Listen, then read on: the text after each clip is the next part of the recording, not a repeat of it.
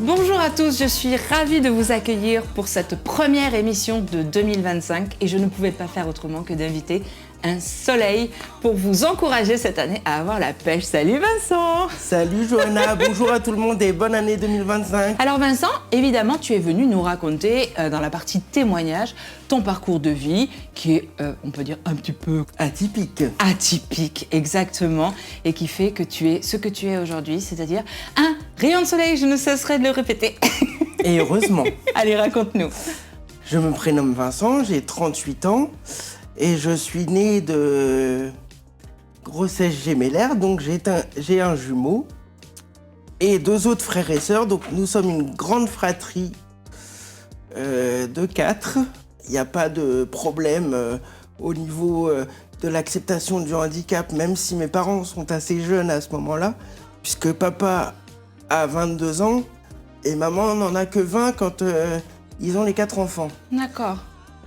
Donc c'est très très difficile pour des tout jeunes parents d'avoir à la fois 4 enfants et 2 enfants avec le même handicap. C'est quoi que tu as comme handicap, Vincent ? Je suis infirme moteur cérébral. Quelles sont les conséquences finalement de cette maladie ? C'est que malheureusement je ne peux pas avoir d'équilibre où j'en ai un précaire. D'accord. Et j'ai beaucoup de tensions musculaires jusqu'à ce qu'on me présente la pompe que j'ai dans le ventre qui me délivre un décontractant musculaire et qui m'aide à être un peu moins stressé, un peu moins tendu. Ouais. Et qui m'aide à faire beaucoup plus de choses que je ne faisais avant. Est-ce que ça t'a empêché ? Oh non, justement, parce que moi je suis quand même quelqu'un de très obtus et très têtu, qui dit que quand on me dit une chose comme ça, moi j'ai qu'une envie, c'est leur prouver le contraire. Parce que quand je dis quelque chose, je fais tout pour le faire. Dit-il en pinçant du bec. Hein, vous avez compris ? Tout le monde a compris ? Vincent, t'as une belle vie aujourd'hui. Oui. Tu nous racontes ? Cette belle vie est avec l'homme avec laquelle je la partage depuis 10 ans aujourd'hui. Ouais. Franck, qui m'accompagne partout et qui fait de ma vie une succession. Je reprends un petit bout du texte que j'avais fait pour notre mariage.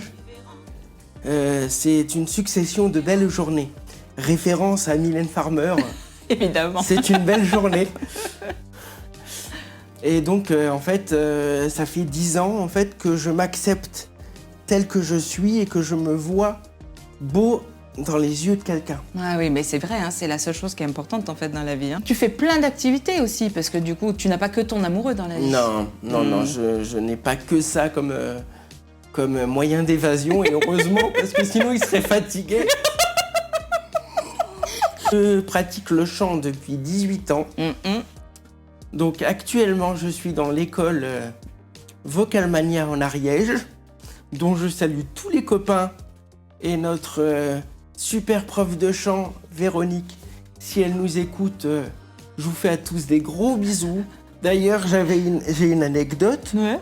Quand j'étais petit, on me demandait souvent ce que je voulais faire quand je serais plus grand. Je disais, je voulais faire Dorothée. C'est un métier magique, ça.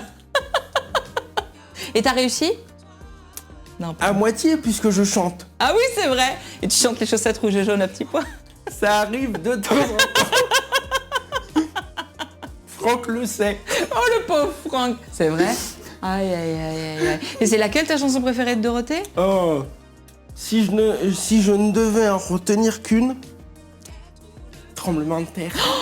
Ah, c'est comme un tremblement de terre. Ah, j'adorais cette chanson. Oh mon Dieu, on est bien. Ah, tu me l'as mis dans la tête pour tout le reste de la journée, je te maudis là. Je te jure. T'inquiète, dans quelques temps, tu auras ma propre version. Ah, super, tu l'enregistres en studio ? Oui. Ah, génial. Il sort quand cet album d'ailleurs ? Il me reste les 2 morceaux de Dorothée à faire. Ah, j'ai trop hâte. Mais je reprends le sport normalement pour refaire de l'escrime. T'avais fait de l'escrime déjà? J'ai arrêté pendant 10 ans, mais j'en ai fait pendant 4 ans. D'accord. Donc c'était vraiment une envie là et ça t'est tombé dessus comme ça? Oui, en fait, c'est parce que ce sport-là est le seul sport de combat que je peux faire avec ma pompe. Et en fait, c'est un sport très bien, puisque niveau réflexion, Ah oui, ça c'est sûr. ça aide déjà à se développer sur le plan moteur, parce qu'il faut aller très vite et avoir une réflexion très rapide. Et donc, ça te laisse pas le temps de gamberger. Donc, tout ce qui t'emmerde, tu le laisses sors. de côté. Qu'est-ce qui t'emmerde aujourd'hui? La plus grosse chose qui m'emmerde, c'est la connerie humaine. Mais ça, il y en a partout, Vincent. Oui, je sais on ne pourra pas changer le monde. Non, malheureusement. Mais au moins, si on peut éclairer un peu les lanternes des gens, Ouais. pour les faire réfléchir 5 minutes, Ça serait pas mal. voilà. Mais je crois que tu écris un livre aussi, si je ne me trompe, Jean. Je suis en train d'écrire une sorte de biographie Ouais. qui est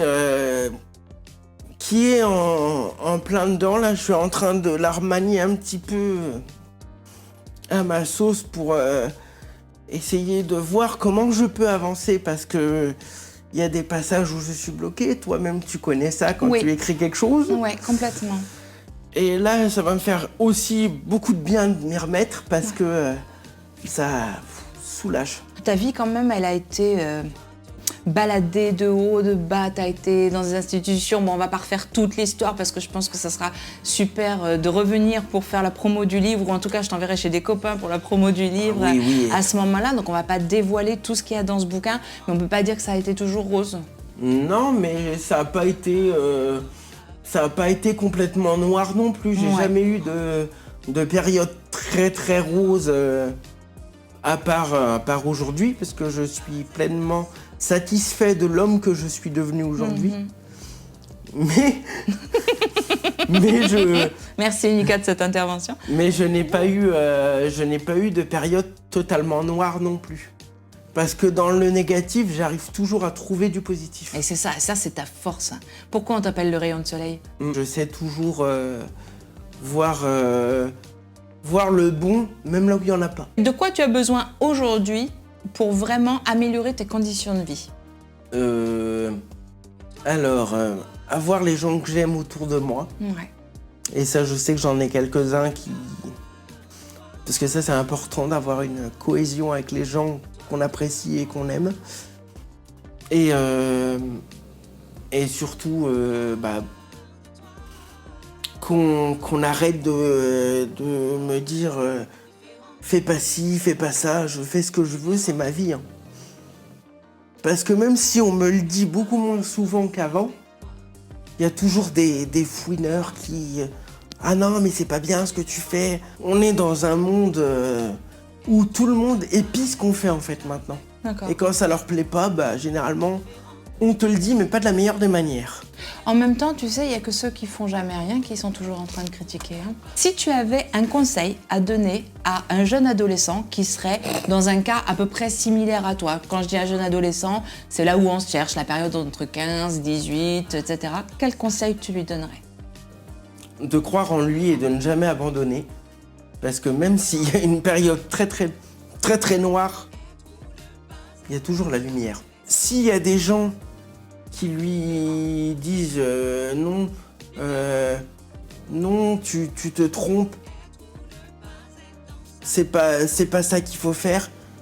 Si lui, il a une idée, qu'il s'y tienne. Parce que moi, j'ai plein d'idées encore non réalisées, mais je sais qu'un jour, j'y arriverai, peu importe la force que je dois mettre dedans et le temps que ça prendra. Merci Vincent.